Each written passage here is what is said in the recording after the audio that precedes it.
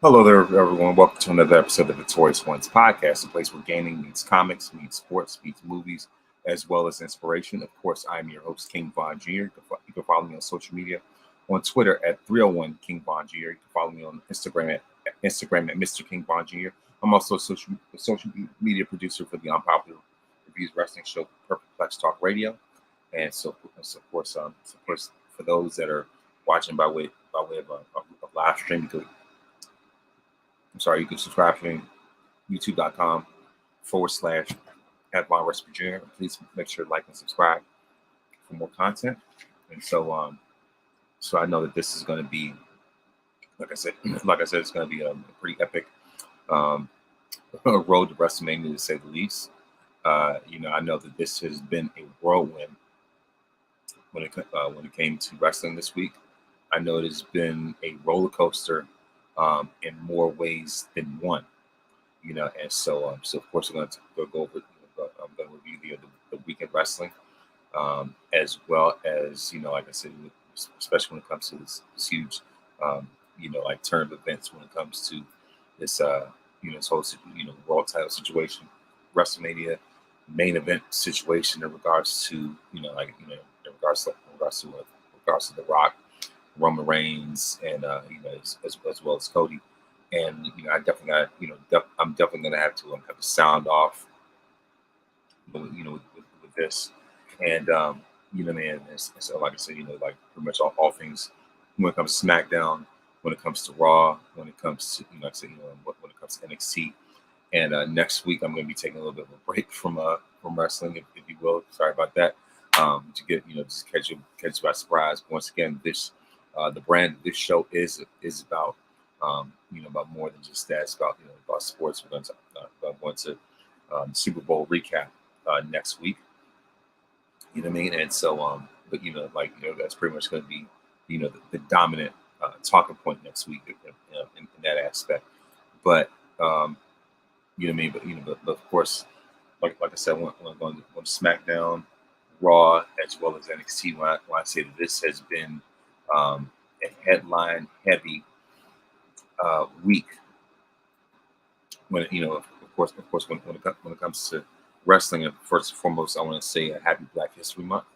You know what I mean? And of course, I want to say Black wrestlers matter, Black heroes matter. For those that are very interested, you can follow me on social media as I spotlight the greats when it comes to when it comes to Black wrestling. And also when it comes to Black superheroes. You know what I mean? For those that are those are comic fans and stuff like that. I'm giving a spotlight, giving a tribute all throughout the month. Of when it comes to Black wrestling, when it comes to whether it's legends, current stars, indie stars, you name it. You know what I mean? So that's definitely a big, huge focus for me. You know what I mean? So and of course for those on social media, please make sure to follow a lot of great, amazing, amazing Black podcasters, content creators, and things like that. What I mean? Of course, whether it's Black Wrestling, Jobber Tears, Public Enemies Podcast, Perfect Plex Talk Radio, whatever the case may be. Those Wrestling Girls, of course. You know what I mean? So it's like I said, Stephanie Hardy, Backstage Brawl, like the list goes on and on and on and on. You already know, like I said, like pretty much, you already know who they are. Um, I don't want to sound like I'm forgetting anybody or leave anybody out or anything like that, but it's just just endless amount of great podcasters, whether it's wrestling or whether it's just in sports media in general anyway. You know what I mean? Like so like I said, so as far as that, I definitely want to give recognition to them. But of course, I'm going to the results as it pertains to the weekend wrestling, especially when it came to this. This past week's SmackDown. So of course the result, of course Kevin Owens vows to continue to go after Logan Paul after losing. Of course after falling short at the Royal Rumble for the U.S. title. And so of course, the opening match, Kevin Owens defeats Austin Theory. And of course, after that, Pete Dunne and Tyler Bate defeat Pretty Deadly, the LWO, and Legado del Fantasma, Legado del Fantasma in a fatal four-way tag team qualifying match. Also, this is definitely one of the biggest major headlines when it comes to this road to WrestleMania. I think this is probably the first truly official confirmation for a title match, and shockingly, but not so shockingly, where Bayley announced that she would face Io Sky at WrestleMania, and this was after Bayley overheard Damage Control talking about it. Just disrespecting her in Japanese. Sorry about that. What that was, my fault. But like I said, good evening to you, brother from Hyattsville, Maryland. And also, I just want to say, by the way, for those that are watching by way of Facebook, of course, if you want your name to be seen, to be recognized, please make sure to click the StreamYard link and allow Facebook, and give Facebook permission to show your name in the comments, so I can know exactly who it is. But yeah, like I said, good evening to you as well. Thank you very much. And side note tonight is the return of Abbott Elementary. So after this episode is over, I am going to be watching that. Full disclosure, I'm a huge Abbott fan. I'm just saying, very excited that the show is back. Strike's over. Well done. Anyway, and of course, back to our regular scheduled program, as I like to say. Like I said on SmackDown, Bayley overheard Damage Control. Just disrespecting her and degrading her, and throwing shade on her in Japanese. So what happened was, Io and the Kabuki Warriors, Asuka and Kairi Sane, were trash talking Bayley, backstage. But little did they know that Bayley was in the background. Little did they know that Bayley was standing in the background, listening. And they never even knew that she was in the room. So right here, this definitely reminds me of when Evolution broke up and Batista went after Triple H's World Heavyweight title at WrestleMania 21. So first it looked like Batista was going to sign to Raw, but instead, as you like to say, or at least they was going to go for SmackDown, but instead put the thumbs down and chose Monday Night Raw to go after Triple H's World Heavyweight title. So right then and there, so it's like it's very much shades of that, whereas in this case, Bayley was teasing going after Rhea Ripley, and then of course, as a matter of fact, during the segment when Bayley confronted Damage Control, they show Rhea Ripley backstage watching, backstage watching TV. So of course, like I say, the thing is, like, Bayley entertained the idea of Rhea, but in turn ends up going after the women's champion on SmackDown instead. And so of course Bayley was talking about how she wanted Damage Control to be like a family and all this type of stuff like that.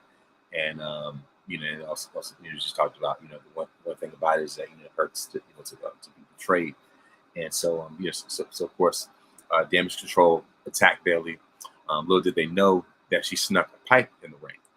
And so as soon as Bayley got up and was able to turn around, she just swung for the fences and just attacked all of them. And so that's when she made the announcement that she was going to face Io at WrestleMania, right? And so of course after that, along with that, you see Bobby Lashley and Street Profits versus the Final Testament. It never gets underway, because B-Fab attacked Scarlett.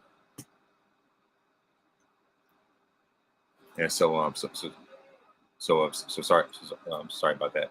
But yeah, like I said, of course, Bobby Lashley worked in the Street Profits versus the Final Testament. That, of course, the match never got underway because B-Fab returned, and once again, like I said, attacked Scarlett. So I like B-Fab's, new appearance where she has red dreads instead of the bleached white, red braids instead of the bleached white braids, and this is of course, is definitely, like I said, it's very appropriate, especially when it comes to Black History Month. And I will say that this is definitely a huge upgrade for BFAB, especially after Hit Row had disbanded with AJ Francis being released once again. You know what I mean? These, so of course, of course, in that regard, like I say, I think it's definitely a huge upgrade and great change of pace and great like I said, definitely great move, um, great trajectory move, if you will. Like when like I said, when it comes to BFAB, and I definitely expect to see even bigger and better things for her. Like in that aspect. And so I will say this: I think that she's going to be taken much more seriously now that she's with with Lashley and the Street Profits. So of course after this we see Tiffany Stratton versus Michin. Of course, Tiffany Stratton, of course, officially made her SmackDown debut, and what I mean. And so she showed that pretty much that it's Tiffy time, and so of course after slapping her early in the evening, Stratton got all right. So sorry about that. Yes. So of course, Tiffany Stratton got a chance to shine by taking on Michin.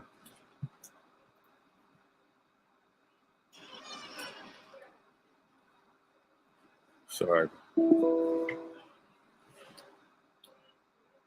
Yeah, so of course, Stratton got a chance. Tiffany Stratton got a chance to shine, but of course, by taking on Michin, and so of course, it was a great match, and Tiffany Stratton won.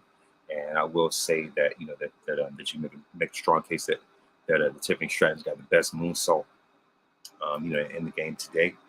You know what I mean? And so of course, like I said, just like how Vader used to say, it's Vader time. I will say it's time. It's time. It's Tiffy time.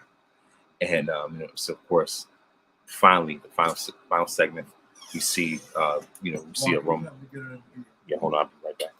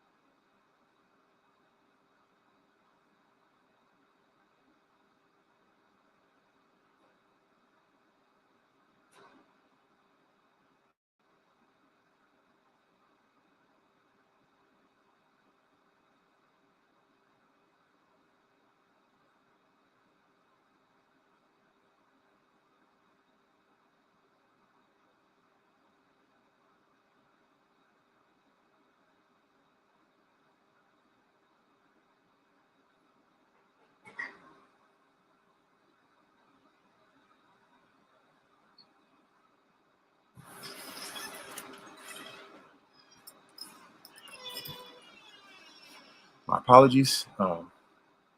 Please pray for me. My mom's not feeling well. My dad and I are doing everything we can to accommodate to her. She's in an invalid situation right now. I'm just giving you a heads up. Sorry for the delay, but yeah. Anyway, moving on. When it comes to like I say, when it comes to this, when it comes to this SmackDown, of course, this final confrontation. I'm going to talk more about it in a moment after I finish with this, with this week of wrestling.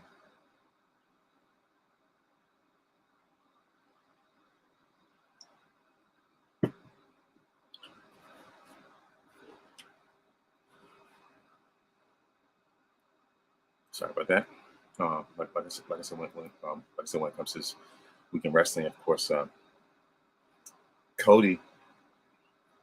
Well, actually, first and foremost, Roman Reigns came out and addressed Seth Rollins' comments about how Seth Rollins Seth Rollins had verbally ran him down that previous Monday night on Raw, and talking about how that title was posers and politics and all this type of stuff like that, and just throwing all type of just ridiculous shade to devalue Roman and his title. All for the sake of creating a campaign pitch to to promote the World Heavyweight title. It's a workhorse title and everything like that. So, of course, obviously, Roman did not take very kindly to that. Clearly, he didn't, because he did not let up at all in his, he did not let up at all in his promo when it came to Seth Rollins. So Roman, of course, Roman, of course, Roman addressed that, and he said, how can he said, how can you be running around? No, remember that. He was saying, you can't be running around your wife's clothes for 2 years, calling yourself the guy. And so of course, Roman was saying, well, yes, Seth Rollins does make more appearances than I do, but when it comes down to the money, I make 10 times more than he does. And so, you know what I mean? So I was like, wow, okay. And then Cody comes out and he says, like I say, he's still dead set on the WWE title, the undisputed title. So, so of course, Cody talks about how he wants to destroy Roman and take everything from him, including that title. But then he says, not at WrestleMania. And he was like, in fact, I know someone who's very familiar with it. So, of course, this is when Rock's music hits, the whole place erupts, goes crazy. You know what I mean? And it's just absolutely something electrifying. That is why I am wearing this shirt. That is why I'm holding this title. Like I said, of course, once again, my apologies for the delay earlier. Like I said, of course, please keep me in prayer in the situation, when it comes to my mom's health situation right now. But yeah, you know what I mean. So, but of course, like I said, in that regard, of course, that's when The Rock comes out. Like I said, pretty much the whole place just, like I said, the whole place, just completely lights up. And I mean, when I talk about electrifying, The Rock is that guy. So Rock goes in, shakes Cody's hand, whispers something in his ear. A lot of people speculating about that. So after Cody leaves the ring, after Cody leaves the ring, Rock and Roman have to stare down, and of course, Roman holds up the title. This closed out Monday Night Raw, and when I say that this created a firestorm, I mean, that is a complete understatement. And so of course, like I said, I'm going to reserve, like I said, I'm going to reserve, the rest of how I feel for later on, after I get through this recap, right? And because that's going to be the main talking point, especially when it comes to tomorrow's press conference, you know.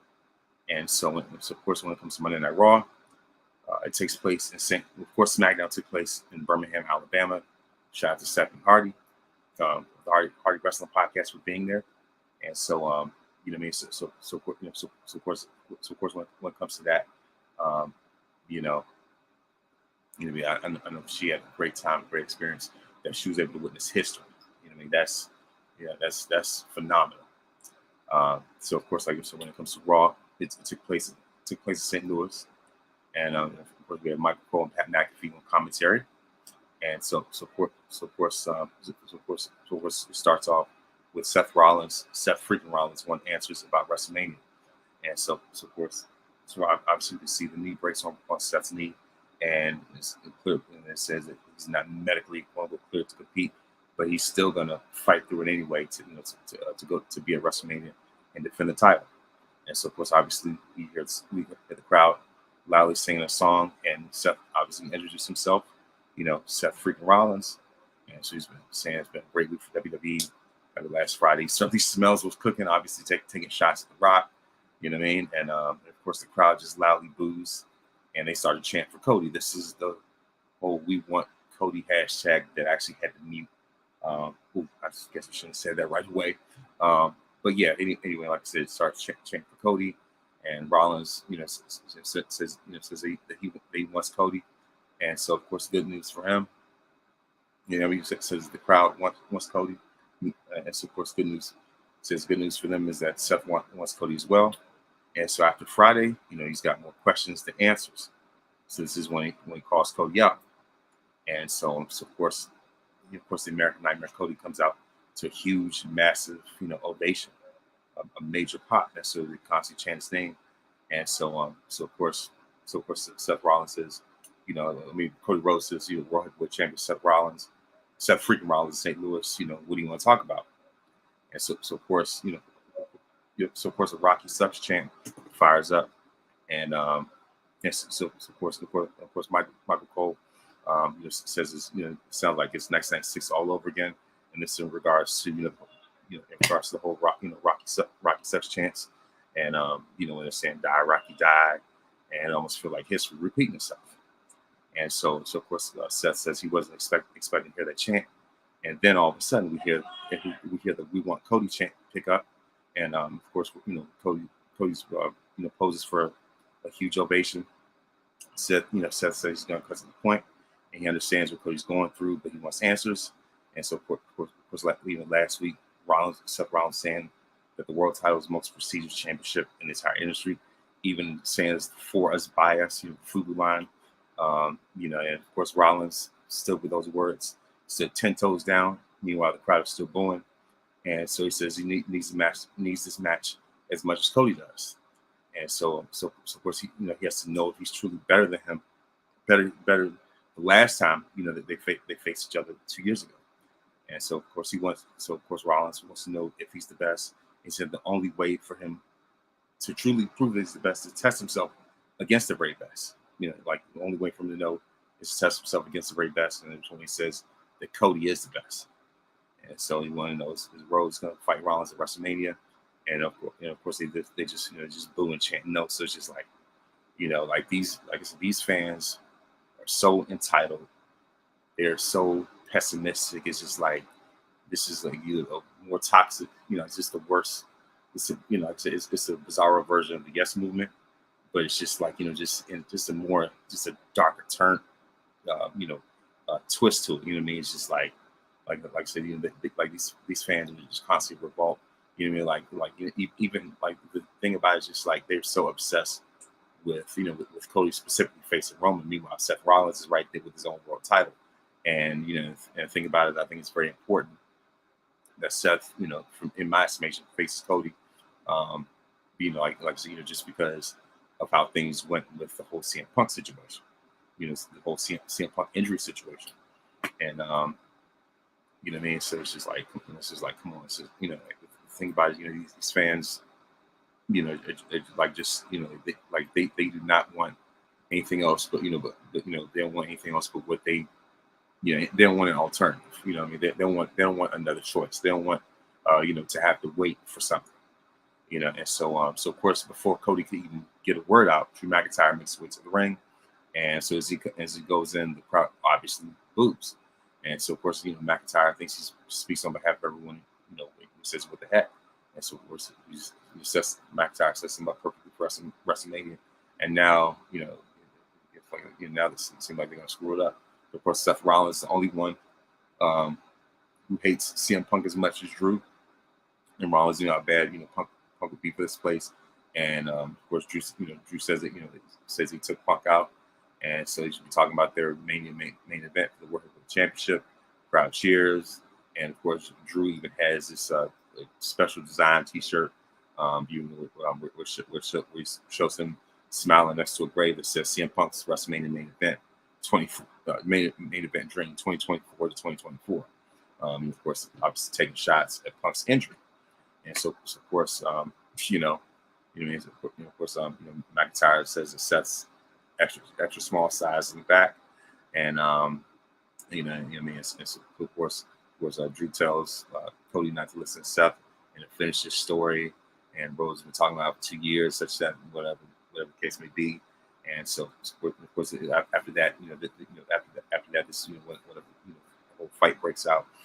That's between Seth and Drew, and So of course, as far as that, like I said, we're still, like I said, jury's still out, and of course, the story is still building up, if you will, more so than before, and so of course after that we see Becky Lynch walking in the arena early, and so of course we know that she's going to face Shayna Baszler in a qualifying match for the Elimination Chamber.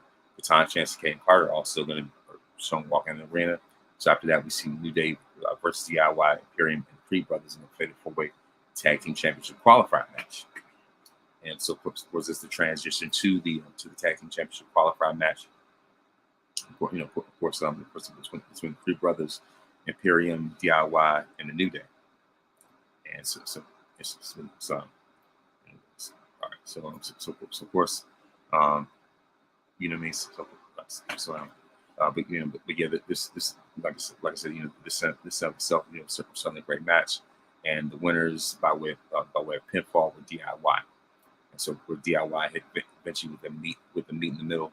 Of course that's the name of the tag team finishing move, Ciampa. Covers eventually for the pin. Like I say, winners by pinfall, DIY. And of course, after that, we have the Elimination Chamber qualifying match. The man Becky Lynch for Shayna Baszler, winner by pinfall, Becky Lynch. And so of course after that, next up we see Women's World Champion Rhea Ripley address Nia Jax, and Rhea is heated. She's fired up. She is furious about what happened last week. Last week when she was ambushed and squashed by Nia Jax, and so of course Rhea's ready for the fight. And so of course, as she calls out, instead, Adam Pearce comes out, and Pearce says it's not time for this. And so of course, Adam says it's not time for this. So of course, Pearce says, he gets that Rhea's upset, but they're not going to do this right now. But instead, say gives Rhea a match against Nia Jax for the championship at Elimination Chamber, something that she was definitely waiting for. So it's only for Nia Jax to hit. Of course, Nia quickly makes her way to the ring. So for that, Adam tries to get in the way, but of course, obviously she sidesteps him, and of course, Rhea and Jax, Rhea and Nia get into a brawl, and of course they knock Pierce off apron, and so of course he also security. They run down, but of course Jax just destroyed them all. And then of course in typical fashion, Nia hits Rhea with the Annihilator. And after that, she slaps her in the face and walks off, and walks off with a smile. And it's just a repeat of last week. You know what I mean? Of course, like the thing is that Rhea, like looks like she's about to do something, like she's about to choose violence, but ends up catching another L. Is this going to be a sign of things to come in Elimination Chamber? Only time will tell. After that, we have the mixed tag team match with Akira Tozawa and Maxine Dupree versus Ivar and Valhalla. The winners, Ivar and Valhalla. Then after that, we have JD McFunko Pop with Dirty Dom, versus The Miz. Winner, however, the winner by pinfall is The Miz. And of course after that, we see Gunther. Yeah, actually, in between that, we see CM Punk. We see a video of CM Punk undergoing surgery for his torn tricep. Then, of course, after that, we see Gunther. Of course, congratulations to Gunther for celebrating 600 plus days as the WWE Intercontinental Champion. That is absolutely a milestone.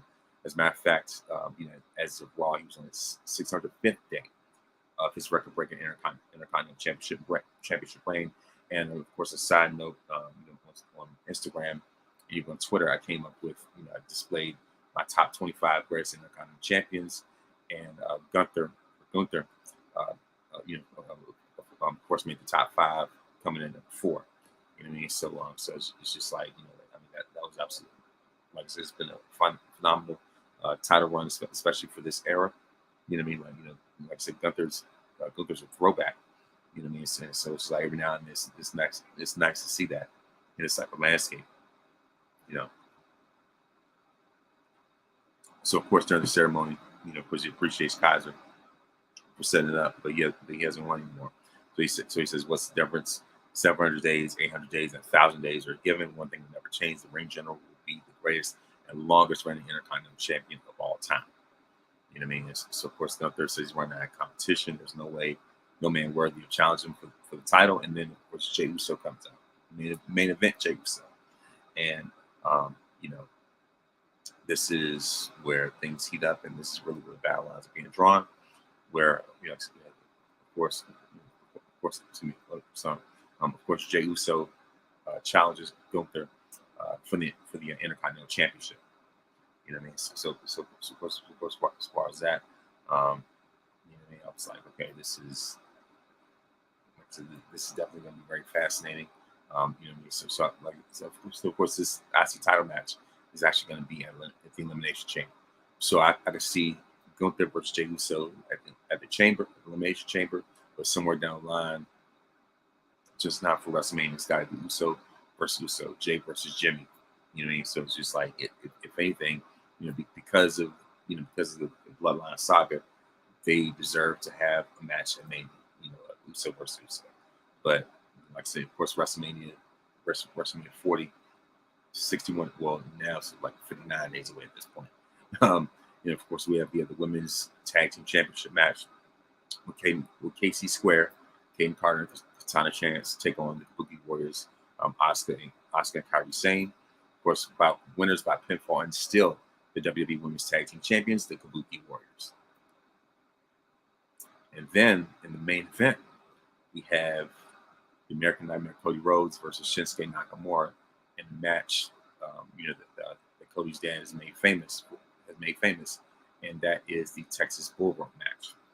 And so of course that match occurred nearly 17 years ago when the American Dream himself, Dusty Rhodes, first participated, and of course Dusty lost to Randy Orton at the Great American Bash in 2007. Actually originated more so. Actually started much further than that. This matter of fact, this is the same bull rope that Dusty used in 1977 against superstar Billy Graham at Madison Square Garden. And so the winner by pinfall for this one is the American Nightmare Cody Rhodes. So of course I don't know if this is going to be a conclusion to his saga, his rivalry with Nakamura. Nakamura, obviously, it's got to be. So of course, So so as far as that, like I said, Raw definitely got off to a great start, and I think it was, like I said, definitely one of the finer episodes um, of 2024. And so, before I go into my NXT recap, I want to go into the recap of go into the recap of NXT Vengeance Day 2024, and an opening match in the finals of the Dusty of the Dusty Classic for the men's tag team titles. We have Trick Mellow Gang versus the Wolf Dogs. Of course, the Wolf Dogs are Baron Corbin and Braun Breaker, and of course the winners and the winners of this match by pinfall, and and the Dusty Rhodes Tag Team Classic champions, the Wolf Dogs. The Wolf Dogs defeat Trick and Mellow Gang by pinfall to win the men's Dusty Rhodes Tag Team Classic. It's a nice trophy too. I mean, like a silver trophy, with the silver Dusty boots. I thought that was pretty cool. And then, of course, after that, we have the no disqualification match: Dijak versus Joe Gacy, and this is a very fascinating match. It's a pretty joyful war, if you will. It's great chemistry between both Dijak and Joe Gacy, and the winner by pinfall, Dijak. As he defeats Joe Gacy, and I think the highlight was when Gacy taped up Dijak's eyes, but somehow he was able to get his finisher. But yeah, like I said, the winner by pinfall, of course, is Dijak. Then, of course, we have the Family versus OTM for the tag team titles. The Family defeat OTM by pinfall to retain the NXT Tag Team Championships. NXT Women's Championship, Lyra Valkyria versus Roxanne Perez. The winner, of course, the winner by pinfall, Lyra Valkyria defeats Roxanne Perez and Lola Vice, by pinfall to retain the NXT Women's Championship. Then, of course, we have the North American Championship, Obafemi versus Dragon Lee. Obviously, the winner by pinfall, none other than Obafemi himself, to retain the North American Championship. And like I said, this is an absolutely great match. So of course, last but not least, we have NXT Championship match. Ilya Dragunov defends against Trick Williams with Carmelo Hayes in his corner. And of course, like I said, it was definitely a very strong showing. And the winner of this match, Ilya Dragunov, defeats Trick Williams by pinfall to retain the NXT Championship. But the biggest highlight of this is what happens afterwards. After Trick has gone through a very hard-fought match, Carmelo stands there behind them in black, only to turn heel and kick Trick in his leg and just attack him. And so, of course, this is Mello Michaels. This is how Carmelo has fully tapped into his 1993 Black HBK side. You know what I mean? I was like, okay, yeah, this is all right. This is definitely looking for it, and this pretty much, what Mello is all about. And of course, when it comes to Tuesday nights, and in regards to last night's episode of NXT, it's like this was very. I mean, like I said, there's a lot of stuff that needed to be answered, and this is definitely the fallout from Vengeance Day, right? And so of course, we see, of course we see Ilya Dragunov versus Dijak in a non-title match. Of course, the winner of that is Ilya Dragunov, and of course earlier in the night, Dijak had challenged Dragunov and called him out, whatever, and Dijak just nails him in the nose. I was like, ooh, that was a rough one right there. And of course, during the match, goes after that broken nose. But, of course, Dragunov is an absolute warrior. He's a fighter. This guy is an absolute wrestling machine. And like I said, they put on a match that was not going to disappoint. And the winner, of course, once again, is Ilya Dragunov. Of course, we also see, Axiom and Nathan Frazier defeat Idris Inoue and Malik Blade. Unfortunately, like I said, especially being Black History Month, Like, come on now. Like, what gives with that? But anyway, Lexus King defeated Riley Osborne. Roxanne Perez defeated Lola Vice. Jakara Jackson, Lash Legend, Leonard Ford defeated Fallon Henley and Ren Sinclair. And like that's what it was. But really, the main event, of course, was actually Dragon to defeat Dijak, and we also see Carmelo Hayes explaining why he attacked Trick Williams, and he was saying that that Trick Williams will always be in his back pocket. I mean, he's never going to be on Carmelo's level, but you could tell that Carmelo definitely learned learned a whole lot from Shawn Michaels. He came from the Shawn Michaels school of trolling, because as he was sitting in the ring talking, you hear Trick Williams' music with that Trick, right? So you just keep hearing it,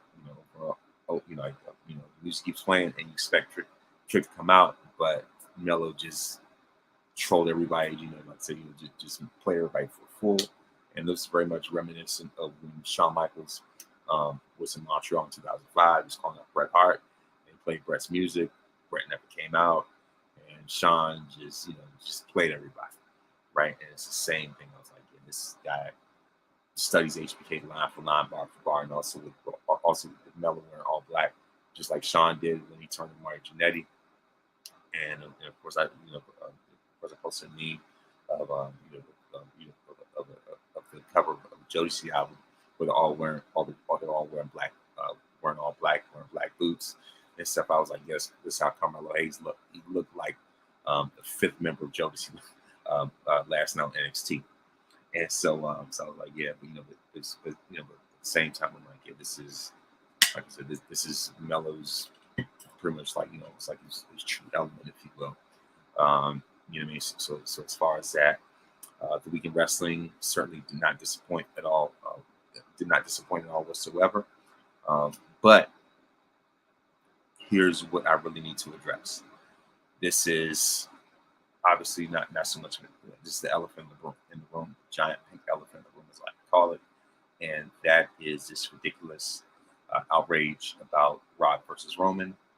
Especially with these toxic Cody Rhodes fans, sending death threats to The Rock's daughter, to the point where, all right, so of course it says, I need to come on the pod with you high, and of course, like I said, once again, for those that are watching, like I said, that watching my live stream, please make sure to click on the StreamYard link and give Mark Zuckerberg, give Facebook, give permission to display your name, so I can know just who you are. But whoever it is, I'm definitely going to check the comments afterwards, and I definitely see to make sure that make sure to get that done. You know what I mean? So, but like I said, like I'm open to collaborating anyway. You know what I mean? So like I said, I'm no stranger to that whatsoever. But yeah, like I said, when it came to that, like these, as they say online, like you need to go outside and touch grass, your life. You know what I mean? Because the nerve of them to send death threats to Ava Raine, and now she has deactivated her Twitter because of this. Because of how nasty, how evil, how spiteful these fans are, and entitled because they didn't get their way. Petulant, immature, whatever you want to call it. That's exactly what this section of the IWC is. The IWC, and is clearly in full display with this whole thing with regards to Cody and just this insane fandom, whatever. This is a monster that they have created. With this whole Cody, Luther King, and Luther X, whatever, these goofies and all this other type of stuff. This is a monster that they have created, right? And you know what I mean? And like I said, just the sheer toxicity, and just just the sheer toxicity, and just absolute absolute immaturity, and just childishness of it all. You know what I mean? Like it's insane. It's ridiculous. Like it, you know what I mean? It's just like, come on now. It's not even, you know what I mean? Like I said, honestly, it's not even worth. Wait a minute, I didn't realize that the ad was on since 8 o'clock. But yeah, I'm definitely gonna catch the replay on Hulu. But anyway, like I said, as far as that, um, you know, I mean, like this is going way too far. Like I said, it's just reeks of entitlement because of the fact that a guy that that you just hop in the back bandwagon for, won back-to-back Royal Rumbles and and didn't get his way, and really that you didn't get your way. That's really what it is. And a lot of these people, like I said, that they cried and complained for long-term storytelling. Now they've gotten it, and now they have an issue with it, right? And so, it's just like, come on now, like, what I mean, like, make up your mind. What do you want? Do you want long-term storytelling, or do you not? Because, as far as I'm concerned, as far as I know, right, this bloodline saga actually took place before Cody's story. This was taking place even before Cody returned to the WWE, right? And so, really, the fans are screwing themselves. How VKM used to say that Brett screwed Brett, but it was really him that did it. Fans screw the fans each and every time. Hold on.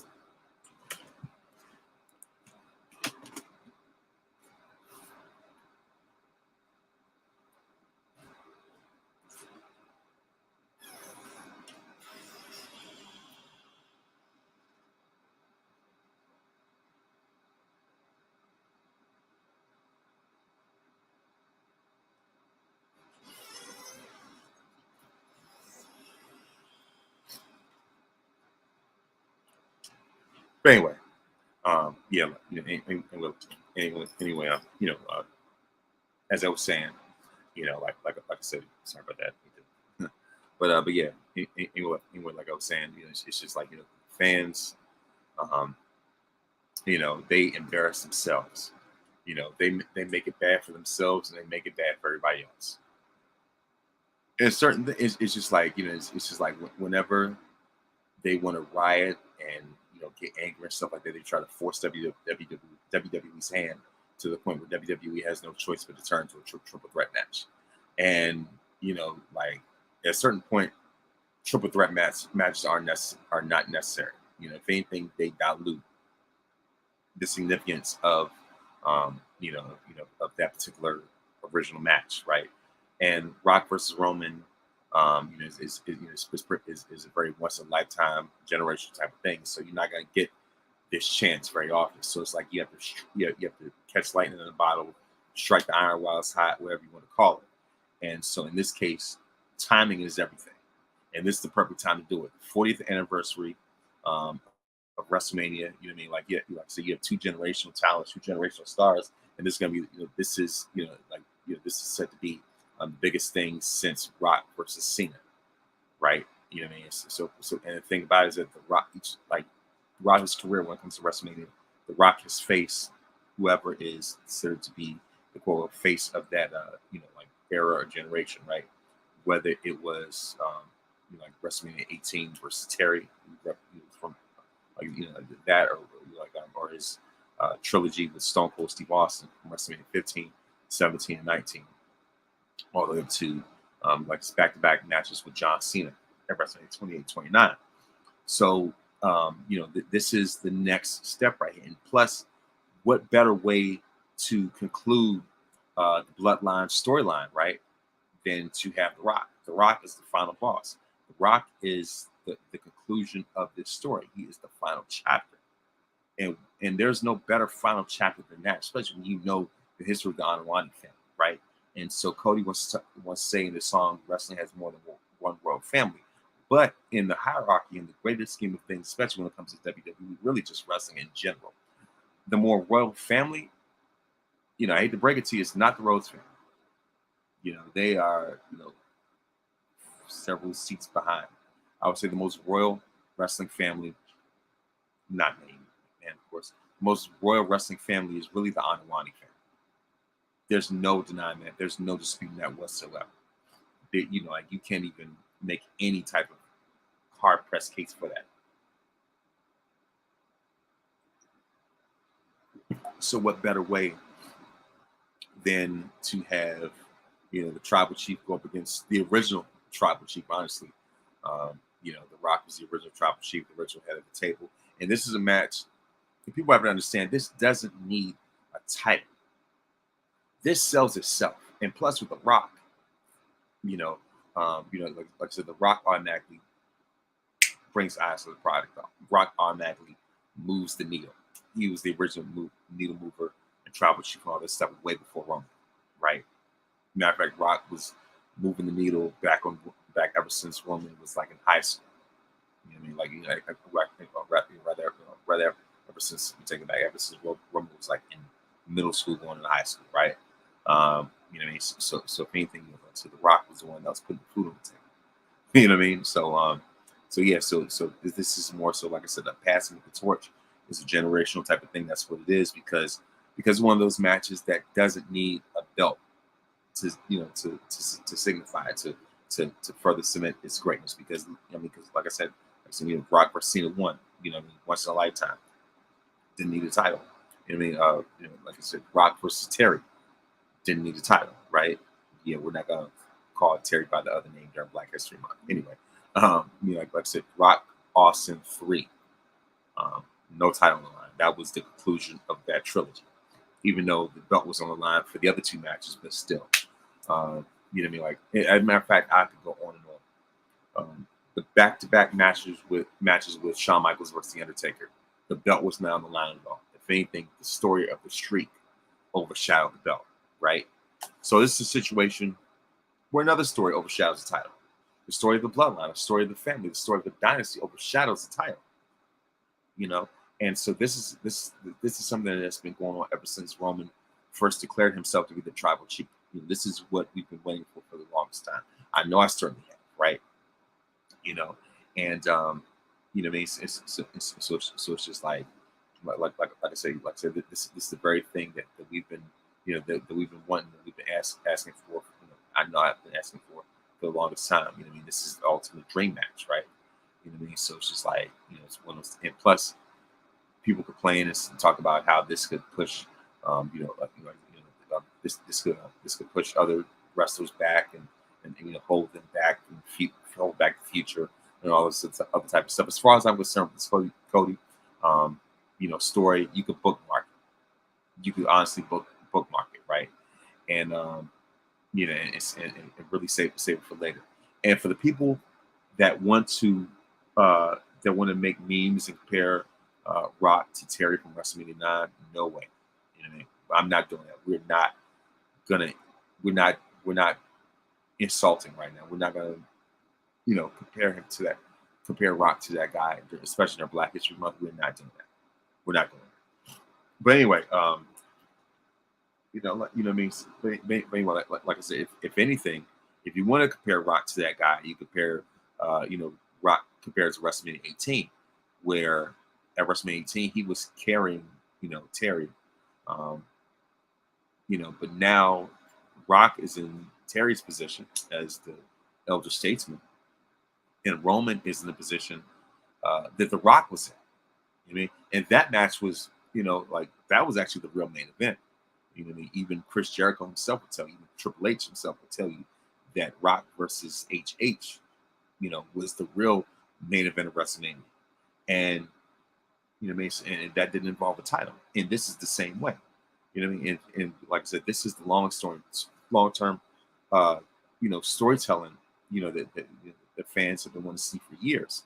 And, and like as I said before, but the thing is, you want WWE to circumvent that for a guy who has been seen for a long time as a quote unquote mid Carter. You know what I mean? And what really irritates me, what really bothers me, is how these very fans not only disrespect The Rock, you know what I mean, but and being unfair to him, but also with the way that they undermine his accomplishments. How dare you undermine his accomplishments? How dare you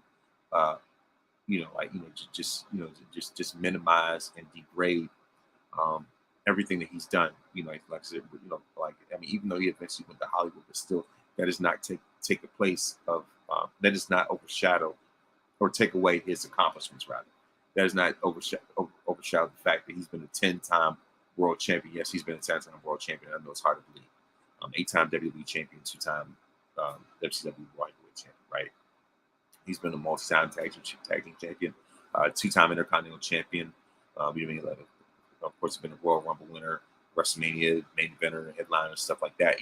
Like this guy, like even though his time wasn't that long, but still, the mark that he made, the mark that this dude made, is transcendent, it's legendary, it's iconic. This is he's a de facto GOAT, other than Stone Cold Steve Austin. So like I said, this guy, he's one of the most transcendent, if not the most transcendent star that WWE has ever produced, right?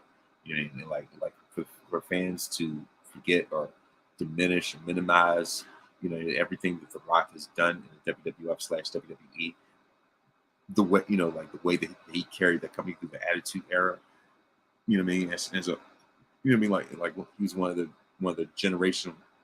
most generation defining wrestlers of all time. He is one of the guys who defined the entire era generation. His influence speaks for itself.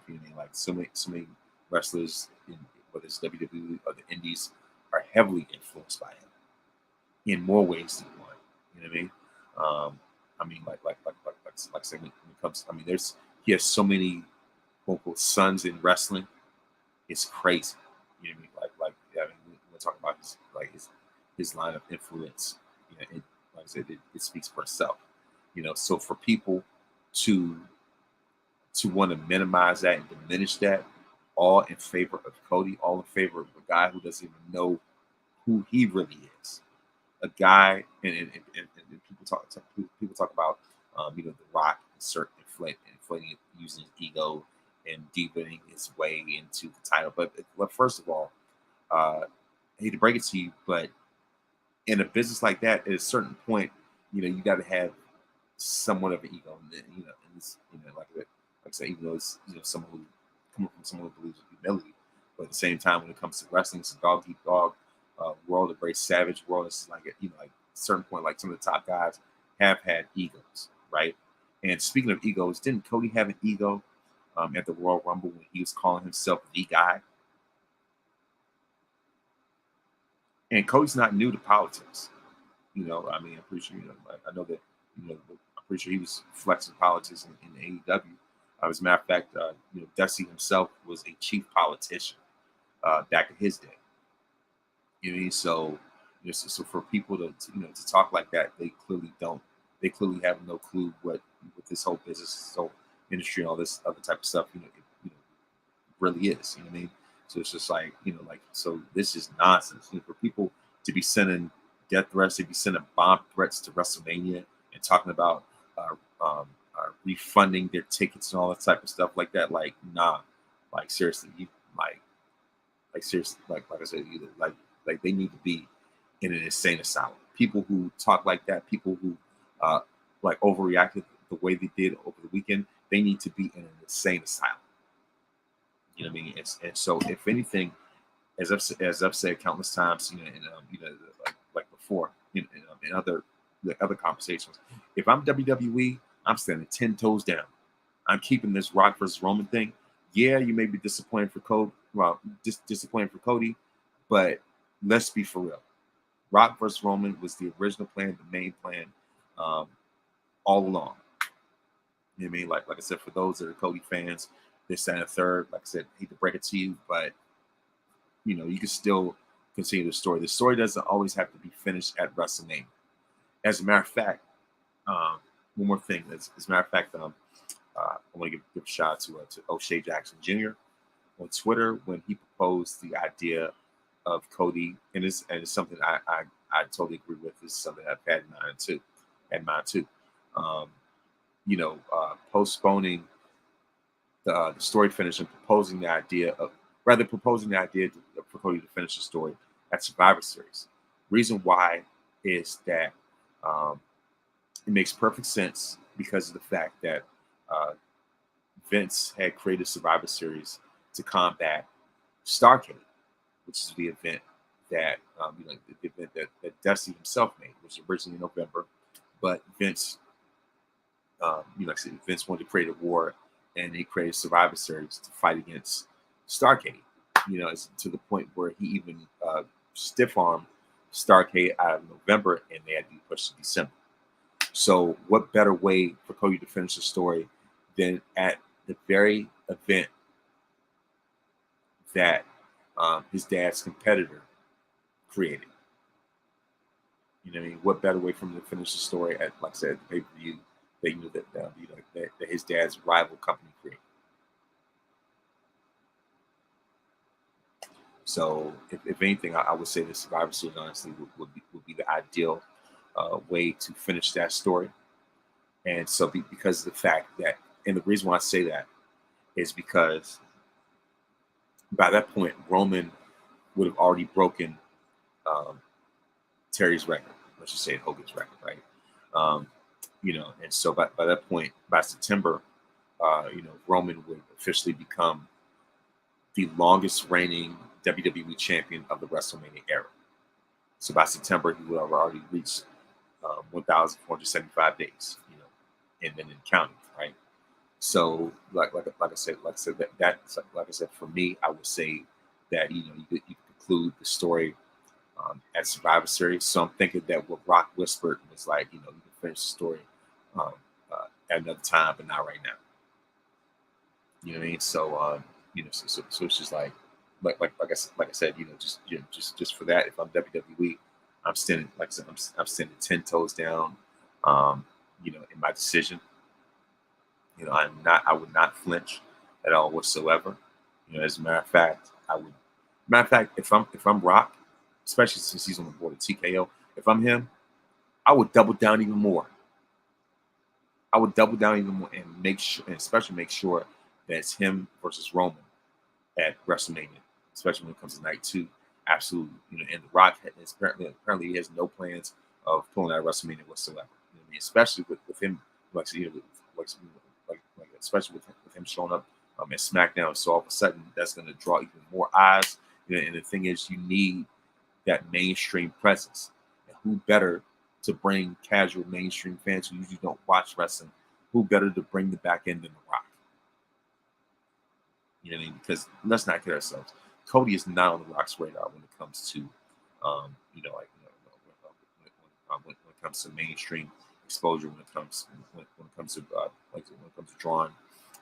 it comes to drawing like casual eyes to the product and all that type of stuff like that. Cody's not going to do that. You know what I mean? Now I know that that the numbers were huge for WrestleMania, but that's more so just in regards to just the WWE brand itself, especially when it comes to Roman Reigns more so.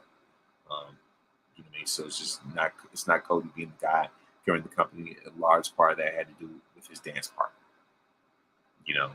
And so you know what I mean. So like I said, so what we're not going to do. As a matter of fact, I want to give a special shout out to Keeks on Twitter, all elite Keeks, by the way. Even though she's primarily AEW, she primarily covers AEW, but she did take out the time to give her only WWE coverage, and she went all the way in. It was great. You know what I mean? Like she read the Cody fans for absolute filth, and I love it. Right? Even though we're the total opposite when it comes to like what we cover, but when it comes to that, great minds think alike, and plus we both like the Cowboys. But yeah, anyway, like I said, that's the main thing I really have to get off my chest. Like I said, when it comes to Rock versus Roman, it is very fitting, it is very deserving of a WrestleMania main event, especially the 40th anniversary, a milestone WrestleMania. You know what I mean? So this definitely deserves to be celebrated, especially in the wake of this whole scandal with VKM and all this other stuff, that this huge dark cloud that's been hanging over WWE's head. And so of course, what better way to clean that up than to have The Rock versus Roman. That's been something that's been talking about for years. You know what I mean? That's been talked about for the longest time. Like I said, once again, even before Cody returned. So um, you know what I mean. So and one more thing. As a matter of fact, I saw this video from the professor on Twitter, and he definitely brought up great points. And so he was talking about that this is what's truly best for business when it comes to this long-term storytelling. You got to appreciate it while you have it, because I'm just paraphrasing, but the thing about it is that you have to appreciate it when you have it, because you're not going to get this very often, right? And so it's like you know, feeding. It's just like feeding the kid vegetables, but yet they want dessert. You know, they may not appreciate the vegetables now, but when they're older, they will. As time goes on, they will. So Cody represents the dessert, represents King. You know what I mean? Represents the dessert. Like the fans want their dessert first instead of what's really healthy for them. The healthy thing is Rod versus Roman. You know, and this is what they will appreciate in the long term in the history books, which is them one on one. So, you know, the best thing is to take in what's good for you right now, and then you can have your dessert later. So, Cody, the dessert. It's better to have him on the back burner right now and save him for a later time and much better time. So, as I'm saying, I am team. We want Rocky. You know what I mean? And like I said, I'm all for Rock versus Roman, no matter what. You know what I mean? And I'm certainly going to be in the building for a milestone WrestleMania. And this event, this match is more than deserving of that. So, like I said, those are my final thoughts. Like I said, this is the road to WrestleMania. And as a matter of fact, the press conference is actually tomorrow. So I certainly look forward to that. And like I said, of course, everyone, thank you very much for watching, and may you have a great night.